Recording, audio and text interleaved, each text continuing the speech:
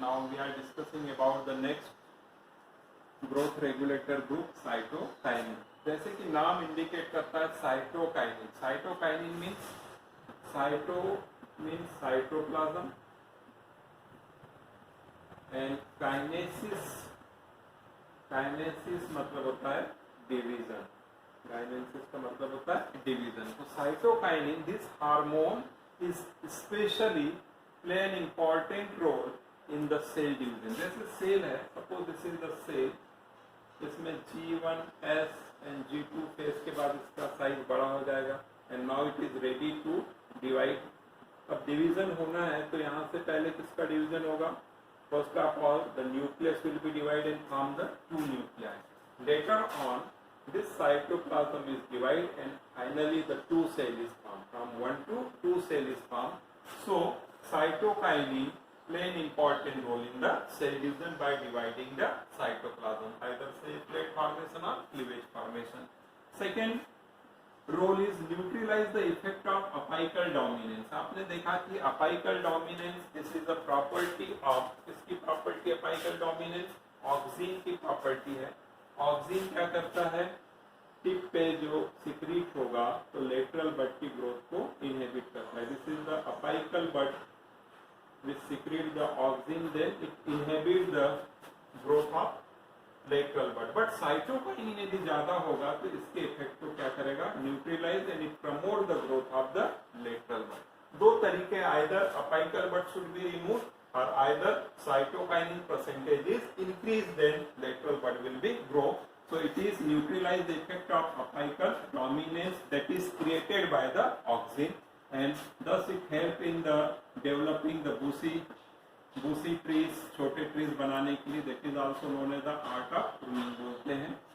apical dominance, so इसलिए इसको नाम दिया गया एंटी ऑक्सिन. ऑक्सिन का अपोजिट वर्क करता है, इसलिए इसको एंटी ऑक्सिन भी बोलते हैं.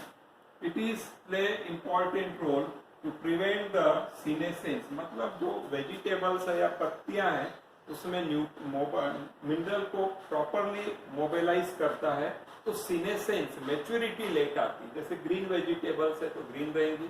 कई बार आप देखते हैं कि ग्रीन वेजिटेबल्स को कमर्शियली आप देखते हैं साइटोकाइनिन में डालते हैं, काइनेटीन या झिटीन, इसके जो ब्रांड नेम है काइनेटीन के नाम से आता है, काइनेटीन या फिर झिटीन. इसमें भी आपने एक कराज को तो वो ग्रीन के ग्रीन ही रहते हैं. जैसे रिलायंस मॉल में जाके देखेंगे तो ऐसा लगा कि आपको केबेज बहुत ही हेल्दी और ग्रीन दिख रही है. That is actually treated with the cytokinin. So that means prevent the senescing यानी एजिंग से बचाता है. इसकी मेन प्रॉपर्टी है art of pruning, lateral buds की ग्रोथ करेगा, अपाइकल डोमिनेंस को न्यूट्रलाइज करेगा और सेल डिवीजन के लिए स्पेशली यूज होता है. So this is all about the cytokinin. We already discuss about the cytokinin, डिस्कोरिस, kinetin, zeatin, coconut milk factor इनमें रहता है और सेल डिवीजन को प्रमोट करता है. Then next is the inhibitors पे जा रहे हैं हम. अभी तक प्रमोटर देख रहे थे, now we are discussing about the inhibitor. इसमें ethylene a plain dual role, कहीं पर इसकी वजह से काम करता है इनहिबिटर, कहीं पर प्रमोटर करता है. देखते हैं. Ethylene, it is known as the fruit ripening hormone. It is secreted by the mature part. और ripening hormone मतलब पकना, मतलब क्या होगा? Rate of respiration increase होना. Rate of respiration increase होना. Respiration increase होगा मतलब oxidation की process होगी. Oxidation का process होना मतलब पकना. तो this is known as the respiratory climatic बोलते हैं इसको. फ्रूट राइपन करने में हेल्प करता है. This is secreted from the mature part of the plant. Bring the senescence and abscission. Obviously mature जल्दी करेगा. एस्बिशन मतलब जो लीफ है, जो लीफ या फ्रूट्स जो अटैच हैं किससे? प्लांट से, उनके बीच में एस्बिशन लेयर बनेगी. तो the leaf and fruit is drop out, नीचे गिर जाएंगे, इसलिए एस्बिशन लाता है. मेच्योर होने के बाद अपने आप फ्रूट्स नीचे गिर जाते हैं. मेच्योर होने पत्तियां नीचे ड्रॉप ऑफ हो जाती है. ये इसका काम रहता है. Break the dormancy in potato and peanuts. Dormancy, अब जबकि ब्रेकिंग करना डॉर्मेंसी को ब्रेक करता है. Internode and petiole elongation. Generally West Bengal में पानी ज्यादा आने से राइस कहाँ पर वाटर लॉक हो जाता है.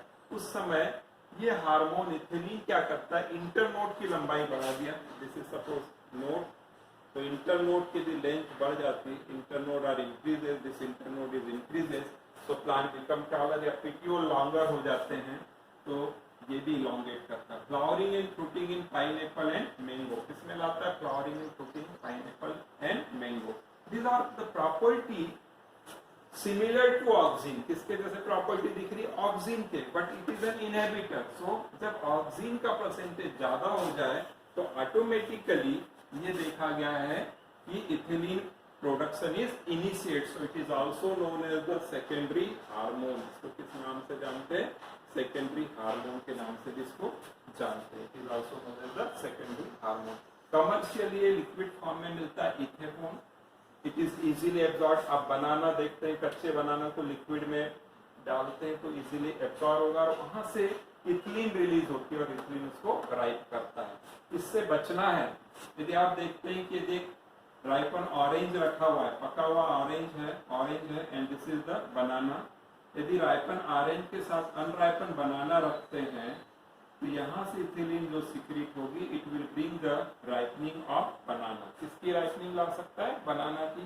तो ये भी एक देखता है कि यदि पके हुए फ्रूट्स के साथ यदि अनराइपन रहेगी, इथिलीन रिलीज होगी, then will bring the ripening of banana. यदि आपको एक्सपोर्ट करना है, दूर तक भेजना है, उस समय क्या करते हैं, कंटेनर में CO2 का परसेंटेज क्या रखते हैं, CO2 मोर।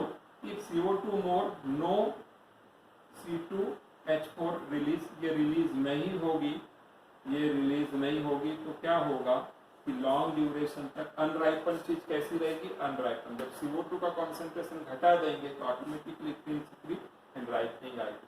तो यदि आप ट्रांसपोर्ट करना चाहते हैं तो उस समय CO2 का परसेंटेज ज्यादा रहता है, कंटेनर जिसमें भेजते हैं वो उसके सिक्रीशन को प्रिवेंट करता है। Okay, so next property of ethylene is formation of female flower in cucumber. Male की बजाय फीमेल फ्लावर के प्रोडक्शन को प्रमोट करता है। By this it increase the productivity of cucumber. One more property is the epinasty. Epinasty means suppose this is a leaf, this leaf का downward rolling होती है, पत्ती किधर की ओर रोल हो रही है, नीचे की ओर। जैसे ऐसी लीफ है तो लीफ ऐसे रह के अब डाउनवर्ड रोलिंग होना लीफ की, this property is known as the epinasty बोलते हैं। So it is one of the property of ethylene. So we discuss about the ethylene. Commercially बहुत इंपॉर्टेंट है, फ्रूट राइपनिंग हार्मोन के नाम से जाना जाता है, ये ब्रांड नेम है। इसका लिक्विड यूज कर सकते इसको राइप करने के लिए। Why it is called the secondary hormone, because oxygen is more then automatically secretion is increase and so the same property like the oxygen. Next one is and last one, next and last is the abscisic acid. Stress hormone भी बोलते हैं इसको, डॉर्मिन के नाम से भी जाना जाता है, एंटी ट्रांसपेरेंट भी बोलते हैं। अब देखेंगे it bring the dormancy, so it is known as the dormin. Abscisic acid क्या करता है, सीड में डॉर्मेंसी लाएगा। जैसे आपको अभी ग्रो नहीं करना है, पोटैटो है स्टोर कर रहे हैं, एस्बेसिक एसिड रहेंगे तो उसमें पोटैटो में जो आंख रहती है यहाँ से बर्ड ग्रो नहीं होंगे, अदरवाइज क्या होगा, पोटैटो वेस्ट हो जाएगा। तो इसको डॉर्मिन सील आता है, इसलिए डॉर्मिन भी बोलते हैं। डॉर्मिन रिलीज सीक्रेट पहली बार मिला था एसर सीड से, जो मिला था दैट वाज डॉर्मिन। और कॉटन सीड से जो मिले थे एस्बिसन 1 एंड एस्बिसन 2।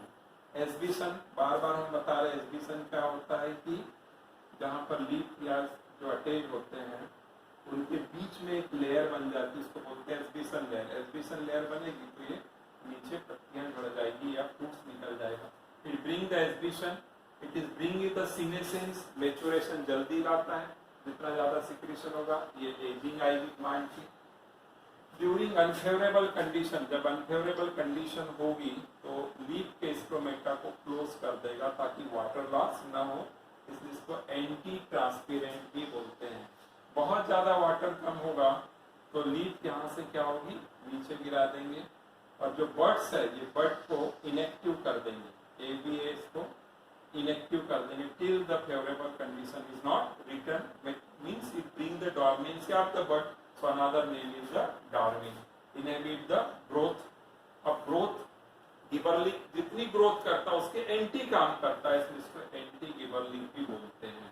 तो this is all about the 5 different growth regulator groups and their properties and their commercial uses.